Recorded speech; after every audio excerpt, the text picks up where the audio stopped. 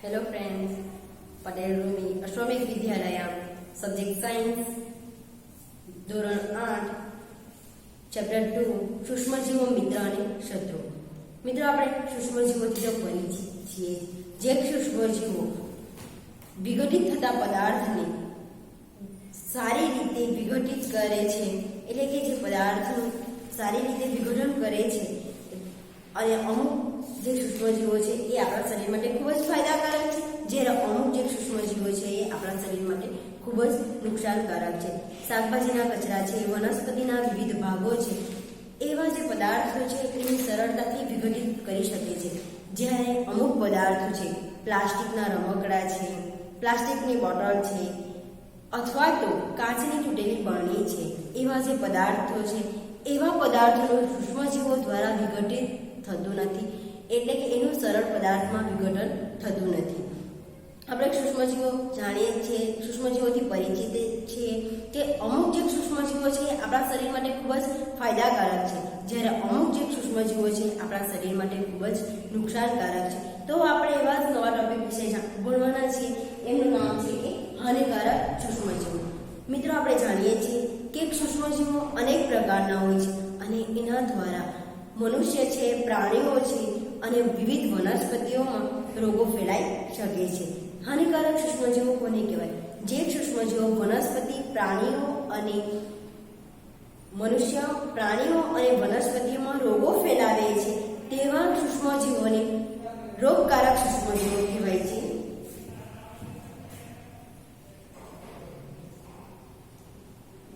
જે સૂક્ષ્મજીવો મનુષ્ય, પ્રાણીઓ તથા વનસ્પતિમાં રોગો ઉત્પન્ન કરે છે,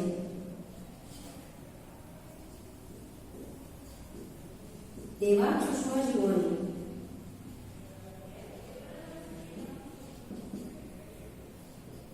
રોગકારક સૂક્ષ્મજીવો કહે છે. મિત્રો અહીંયા ક્વેશ્ચન પૂછાય છે કે રોગકારક સૂક્ષ્મજીવો કોને કહેવાય? તો જે સૂક્ષ્મજીવો મનુષ્ય, પ્રાણીઓ તથા વનસ્પતિમાં રોગો ઉત્પન્ન કરે છે, તેવા સૂક્ષ્મજીવોને રોગકારક સૂક્ષ્મજીવો કહેવામાં આવે છે. આપણે જાણીએ છીએ કે જે પદાર્થનું વિઘટન થઈ શકતું હોય છે, જે પદાર્થને સૂક્ષ્મજીવો અસર કરતા હોય છે, એવા ઘણા બધા પદાર્થો છે, જેમ કે ખોરાક. મિત્રો આપણે જાણીએ છીએ કે વાસી ખોરાક આપણે ખાઈ શકતા નથી, કારણ કે એમાં સૂક્ષ્મજીવોનું પ્રમાણ વધી જાય છે. ત્યારબાદ છે કપડાં અથવા તો ચામડાની એવી વસ્તુઓ છે જેનું સૂક્ષ્મજીવો અસર પહોંચાડે છે. સૂક્ષ્મજીવો ખોરાક, કપડાં અને ચામડાની વસ્તુમાં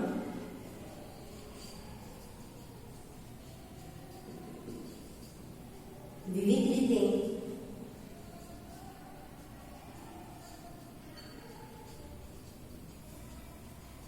અસર પહોંચાડે છે. મિત્રો આપણે જાણીએ છીએ જે ખોરાક છે એ ખોરાકનું સરળતાથી વિઘટન થઈ શકતું હોય છે, અથવા તો જે ચામડાની વસ્તુ છે, કપડાં છે, જાણીએ છીએ આપણે ચોમાસામાં રહેલી ભેજ છે, ભેજનું જો વાતાવરણ હોય તો એ ભેજના વાતાવરણમાં પણ સૂક્ષ્મજીવો રહેલા છે, અને કપડાં છે, ત્યારબાદ ખોરાક છે અથવા તો ચામડાની જે વસ્તુ છે એના પર પણ સૂક્ષ્મજીવોનું પ્રમાણ આપણે જોઈ શકીએ છીએ. તો સૂક્ષ્મજીવો અનેક રીતે ફેલાઈ શકે છે, એની ઘણી બધી પ્રવૃત્તિઓ છે, તેના વિશે આપણે સમજીશું. હવે જોઈશું કે મનુષ્યમાં રોગકારક સૂક્ષ્મજીવો. મિત્રો આપણે જાણીએ છીએ મનુષ્યને પણ રોગકારક જે સૂક્ષ્મજીવો છે કંઈ ને કંઈક રીતે અસર પહોંચાડે છે. અમુક જે સૂક્ષ્મજીવો છે ફાયદાકારક છે, જ્યારે અમુક સૂક્ષ્મજીવો આપણા માટે ખૂબ જ નુકસાનકારક છે. તો સૂક્ષ્મજીવો આપણા શરીરમાં કઈ રીતે દાખલ થાય છે તેના વિશે આપણે જાણીશું. મિત્રો આપણે જાણીએ છીએ જે હવા આપણે શ્વાસમાં લઈએ છીએ, ખોરાક ખાઈએ છીએ અથવા તો જે પીવાલાયક પાણી છે એના દ્વારા સૂક્ષ્મજીવો આપણા શરીરમાં પ્રવેશે છે.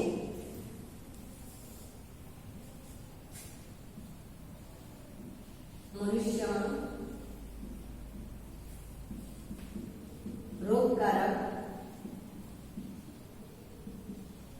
સૂક્ષ્મજીવો હવા દ્વારા પીવાલાયક પાણી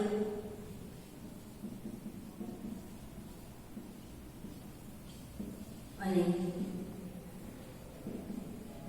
ખોરાક દ્વારા સૂક્ષ્મજીવો શરીરમાં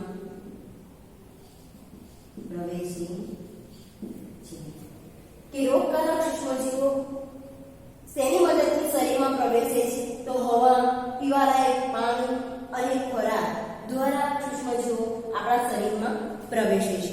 મિત્રો, આપણે જાણીએ છીએ કે વનસ્પતિઓ અને પ્રાણીઓમાં પણ સૂક્ષ્મજીવો પ્રવેશ કરે છે અને એ પ્રાણીઓ વનસ્પતિઓને પણ સૂક્ષ્મજીવો ખૂબ જ નુકસાનકારક છે અને નુકસાન કરે છે. મિત્રો, આપણે જાણીએ છીએ કોઈ એક વ્યક્તિને કોઈક રોગ થયો છે એટલે કે એક વ્યક્તિ સંક્રમિત થઈ છે અને એ વ્યક્તિના સીધા સંપર્કમાં આવવાથી અથવા તો જે પ્રાણી છે એને પણ કોઈક રોગ થયો છે તો એ પ્રાણીના સીધા સંપર્કમાં આવવાથી આપણને પણ રોગો થઈ શકે છે. એટલે કે કોઈ એક વ્યક્તિને રોગ થયો છે અને એના સીધા સંપર્કમાં આવીએ આપણે અને આપણને પણ એ રોગ થઈ શકે છે અથવા તો કોઈ પ્રાણીના સંપર્કમાં આપણે આવીએ છીએ તો પણ આપણને રોગ થઈ શકે છે. તો એ કેવો રોગ હશે? તો એ રોગ હશે ચેપી રોગ. અહીં આપણે જોઈશું કે ચેપી રોગો કોને કહેવાય. સંક્રમિત વ્યક્તિ અથવા પ્રાણીના સીધા સંપર્કમાં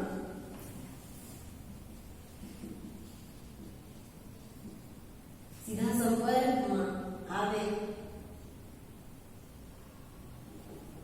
સંક્રમિત વ્યક્તિ અથવા તો પ્રાણીના સીધા સંપર્કમાં આપણે આવીએ તો ચેપી રોગો થઈ શકે છે.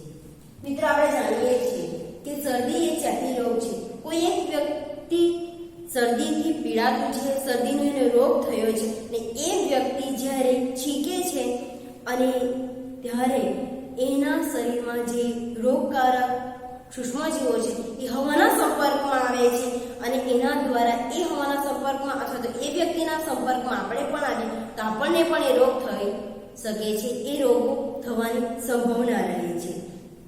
અને એવા ઘણા બધા રોગો છે કે જે ચેપી રોગો છે. ઉદાહરણ તરીકે શરદી, શીતળા અથવા તો ક્ષય, ટ્યુબરક્લોસિસ ચેપી રોગોના ઉદાહરણો છે. શરદી, શીતળા, ક્ષય, ટ્યુબરક્લોસિસ. મિત્રોની ડેફિનેશન પૂછાઈ શકે કે ચેપી રોગ કોને કહેવાય? તો સંક્રમિત વ્યક્તિ અથવા પ્રાણીના સીધા સંપર્કમાં જો આપણે આવીએ તો આપણને જે રોગ થાય છે તે રોગોને ચેપી રોગો કહેવાય છે અથવા ચેપી રોગો થઈ શકે છે. ચેપી રોગોના ઉદાહરણો છે શરદી, શીતળા, ક્ષય, ટ્યુબરક્લોસિસ. મિત્રો, આપણે જાણીએ છીએ ઘણા એવા રોગો છે જે આપણા શરીરમાં સીધી રીતે પ્રવેશ કરે છે અને આપણને પણ રોગો થવાની શક્યતા રહે છે. ત્યારબાદ જાણીશું આપણે કે જ્યારે શરદીથી કોઈ વ્યક્તિ પીડાય છે અને એ જ વ્યક્તિ છીંક ખાય છે ત્યારે આપણે ઘણી વખત આપણને કહેવામાં પણ આવે છે કે મિત્રો એવા સંજોગોમાં આપણે મોં પર રૂમાલ રાખવું પડે છે. શાના માટે? કારણ કે એ જે વ્યક્તિના શરીરમાં રહેલ વાયરસ છે એ વાયરસ હવામાં ન ફેલાય અને એ હવામાં કોઈ બીજી વ્યક્તિ સંપર્કમાં ન આવે. એ માટે વ્યક્તિને હંમેશા કહેવામાં આવે છે કે જ્યારે તમે છીંક ખાવ ત્યારે તમારા મોં પર રૂમાલ રાખવું ખૂબ જ જરૂરી છે. હવે આપણે જોઈશું કે કેટલાક કીટકો છે એના દ્વારા પણ રોગોનું વહન થાય છે. કઈ રીતે? મિત્રો, આપણે જાણીએ છીએ કે જે ઘરમાં રહેલી માખી છે અથવા તો અમુક જે પ્રાણીઓ છે એના દ્વારા પણ રોગોનું વહન થાય છે. કેટલાક કીટકો અથવા તો કેટલાક કીટકો અથવા પ્રાણીઓ રોગનું વહન કરવાનું કાર્ય કરે છે. મિત્રો, એવા કયા કીટકો હશે? આપણે ઉદાહરણ જોયું છે કે ગર, માખી એ રોગોનું વહન કરવાનું એક મુખ્ય ઉદાહરણ છે, મુખ્ય ભાગ છે. મિત્રો, આપણે જાણીએ છીએ ઘણી વખત આપણને કહેવામાં આવે છે કે ખોરાક છે, અમુક જે વસ્તુ છે એને હંમેશા માટે ઢાંકેલી રાખવી જોઈએ. શા માટે? કારણ કે એના પર કોઈ કીટક ન બેસે, એના પર કોઈ માખી ન બેસે અથવા તો કોઈ મચ્છર ન બેસે, એટલા માટે હંમેશા માટે આપણે ખોરાકને ઢાંકેલો રાખવો જોઈએ. તો કેટલાક કીટકો અથવા પ્રાણીઓ રોગનું વહન કરવાનું કાર્ય કરે છે. ઉદાહરણ તરીકે ઘરમાખી.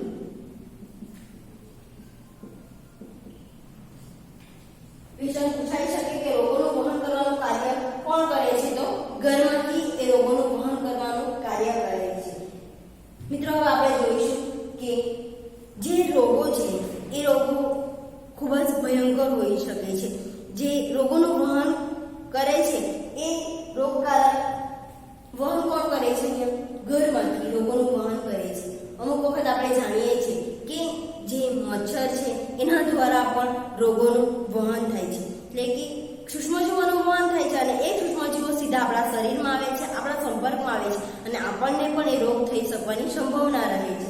એટલે કે કેટલાક કીટકો અથવા પ્રાણીઓ રોગોનું વહન કરવાનું કાર્ય કરે છે. કઈ રીતે? કે તે સીધા સંપર્કમાં આપણે આવીએ ત્યારે, અથવા તો આપણને ઘણી વખત કહેવામાં પણ આવે છે કે મિત્ર, બહારનું ખાવાનું ટાળવું જોઈએ, ખોરાકને હંમેશા ઢાંકેલો રાખવો જોઈએ. શા માટે? એના પર કોઈ માખી ન બેસી જાય, એના પર કોઈ મચ્છર ન બેસી જાય અને એ માખી અથવા મચ્છરમાં રહેલા જે સૂક્ષ્મજીવો છે આપણા શરીરમાં ન પ્રવેશે અને જો શરીરમાં ન પ્રવેશે તો આપણને કોઈ પણ જાતના રોગો થઈ શકતા નથી. પરંતુ જો એ સૂક્ષ્મજીવો આપણા શરીરમાં સીધા પ્રવેશે છે ત્યારે આપણને પણ રોગો થવાની શક્યતા રહેલી હોય છે. મિત્રો, આપણે જાણીએ છીએ કે જે આપણને રોગો થાય છે એ રોગો હંમેશા સૂક્ષ્મજીવો દ્વારા જ થાય છે. આપણે જાણીએ મેલેરિયાનું જ ઉદાહરણ લઈએ તો મેલેરિયા એ શેનાથી થતો રોગ છે? મેલેરિયા એ પ્રજીવથી થતો રોગ છે.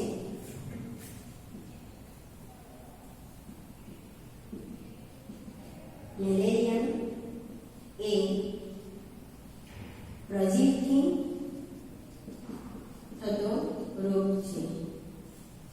શોર્ટ ક્વેશ્ચનમાં અથવા તો DST તરીકે પણ પૂછાઈ શકે કે મેલેરિયા એ શેનાથી થતો રોગ છે? તો મેલેરિયા એ પ્રજીવથી થતો રોગ છે. મિત્રો, આપણે જાણીએ છીએ કે માદા એનોફિલિસ મચ્છર જે આપણને કરડે છે ત્યારે આપણને એ મેલેરિયા થઈ શકવાની સંભાવના રહે છે. કયો મચ્છર? માદા એનોફિલિસ મચ્છર. માદા એનોફિલિસ મચ્છર થી મેલેરિયા થઈ શકે છે. મિત્રો, આપણે જાણીએ છીએ કે અમુક વખત અમુક મચ્છર જો આપણને કરડે તો એ રોગો થવાની શક્યતા રહે છે. શા માટે? કારણ કે એ જે મચ્છર છે એમાં સૂક્ષ્મજીવો રહેલા હોય છે અને એ સૂક્ષ્મજીવો આપણા શરીરમાં પ્રવેશ કર્યા બાદ સીધી રીતે અથવા તો આડકતરી રીતે કોઈને કોઈ રીતે આપણા શરીરને અસર પહોંચાડે છે. તો એ મેલેરિયા છે એ પ્રજીવથી થતો રોગ છે અને એ માદા એનોફિલિસ નામની જો મચ્છર આપણને કરડે છે તો એ મેલેરિયા થવાની સંભાવના રહે છે, મેલેરિયા થઈ શકે છે. ત્યારબાદ આપણે જાણીશું કે અમુક જે રોગો છે, જાણીએ છીએ આપણે કે ડેન્ગ્યુ છે એ પણ આપણને મચ્છર કરડે છે અને એ મચ્છરથી થતો એક રોગ છે અને એ છે કે એડિસ મચ્છર. કયું મચ્છર? એડિસ મચ્છર જો આપણને કરડે છે ત્યારે આપણને ડેન્ગ્યુ થવાની શક્યતા રહે છે.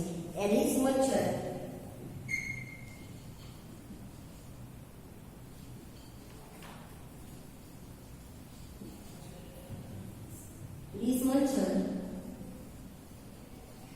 કરડવાથી ડેન્ગ્યુ થઈ શકે છે. મિત્રો, અહીંયા આપણે જોયું કે મેલેરિયા એ શેનાથી થતો રોગ છે? પ્રજીવથી. અને બીજું છે કે માદા એનોફિલિસ મચ્છર થી મેલેરિયા થઈ શકે છે. ત્યારબાદ આપણે જોયું કે જે એડિસ મચ્છર છે એના દ્વારા ડેન્ગ્યુ થઈ શકે છે.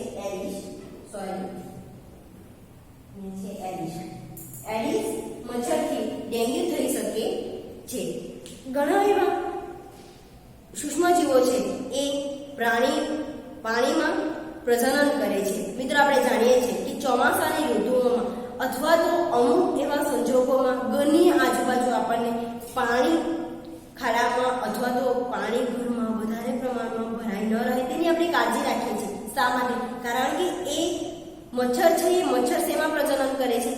પાણીમાં મચ્છર પ્રજનન કરે છે. પાણીમાં મચ્છર પ્રજનન કરે છે. તો જે આપણી ઘરની ફૂલદાની છે, અમુક જગ્યાએ ઘરની બહાર રાખેલ કોઈ ટાયર છે, ઘરની આજુબાજુ જો પાણી વધારે ભરાઈ રહે એવી જગ્યા હોય તો એમાં પાણીને યોગ્ય રીતે નિકાલ કરવો જોઈએ. શાના માટે? કારણ કે એ પાણીમાં આપણે જાણીએ છીએ કે મચ્છર શેમાં પ્રજનન કરે છે? પાણીમાં પ્રજનન કરે છે અને ઝડપથી ઘણા બધા મચ્છરો ઉત્પન્ન કરે છે અને એ મચ્છરો આપણને કંઈક ને કંઈક રીતે અસર પહોંચાડતા હોય છે. એટલા માટે કે ઘરની આજુબાજુ પાણી ન ભરાઈ રહે અને એની યોગ્ય પ્રમાણમાં આપણે સાવચેતી રાખવી જરૂરી છે અને એની કાળજી રાખવી એ પણ ખૂબ જ જરૂરી છે. ત્યાં આપણે જોઈએ પાણીને ઘરની આજુબાજુ ન ભરાઈ રહે એની કાળજી રાખીએ તો આપણે ઘણા બધા રોગો સામે લડી શકીએ છીએ. મેલેરિયા છે, ડેન્ગ્યુ છે, એવા રોગોને આપણે અટકાવી શકીએ છીએ. સારી રીતે એને આપણે નિયંત્રણ કરી શકીએ છીએ અને આપણને કોઈ પણ જાતની અસર થતાં પણ આપણે બચી શકીએ છીએ. એક વખત ફરી જોઈશું કે જે રોગકારક સૂક્ષ્મજીવો કોને કહેવાય. તો મિત્રો, જે સૂક્ષ્મજીવો મનુષ્ય, પ્રાણીઓ તથા વનસ્પતિમાં રોગો ઉત્પન્ન કરે છે તેવા સૂક્ષ્મજીવોને રોગકારક સૂક્ષ્મજીવો કહેવાય છે. બીજું છે સૂક્ષ્મજીવો કપડાં, ખોરાક અથવા તો ચામડાની વસ્તુઓને વિવિધ રીતે અસર પહોંચાડે છે. ત્યારબાદ છે કે મનુષ્યમાં રોગકારક સૂક્ષ્મજીવો છે એ હવા, પીવાલાયક પાણી અને ખોરાક દ્વારા શરીરમાં પ્રવેશે છે. બીજું છે ચેપી રોગો. સંક્રમિત વ્યક્તિ અથવા પાણીના સીધા સંપર્કમાં આવે તો આપણને ચેપી રોગ થઈ શકે છે. ઉદાહરણ તરીકે શરદી, શીતળા, ક્ષય, ટ્યુબરક્લોસિસ વગેરે ઘણા બધા એવા રોગો છે જે રોગો ચેપી છે. બીજું છે કેટલાક કીટકો અથવા પ્રાણીઓ રોગોનું વહન કરવાનું કાર્ય કરે છે અને એમનું જો કોઈ બેસ્ટ ઉદાહરણ હોય તો એ છે ઘરમાંથી. ત્યારબાદ આપણે જાણીએ છીએ મિત્રો કે મેલેરિયા એ માદા એનોફિલિસ નામનું જોમાંથી મચ્છર કરડે છે અને મચ્છરથી થતો રોગ છે, પરંતુ એ શેનાથી ફેલાય છે? પ્રજીવથી. મેલેરિયા એ પ્રજીવથી થતો રોગ છે. માદા એનોફિલિસ મચ્છરથી મેલેરિયા આપણને થઈ શકે છે. બીજું છે કે એરિસ મચ્છર. એ એરિસ મચ્છર કરડવાથી ડેન્ગ્યુ થઈ શકે છે. અને બીજું છે કે પાણીમાં મચ્છર પ્રજનન કરે છે. મિત્રો, આ જે ક્વેશ્ચન છે ઘણા બધા અહીંયા ક્વેશ્ચનો નીકળી શકે છે. ડીએસસી સ્વરૂપે પણ આપણને તમને પૂછાઈ શકે છે અથવા તો શોર્ટ ક્વેશ્ચન તરીકે પણ અથવા તો લોંગ ક્વેશ્ચન તરીકે પણ પૂછાઈ શકે છે. Thank you.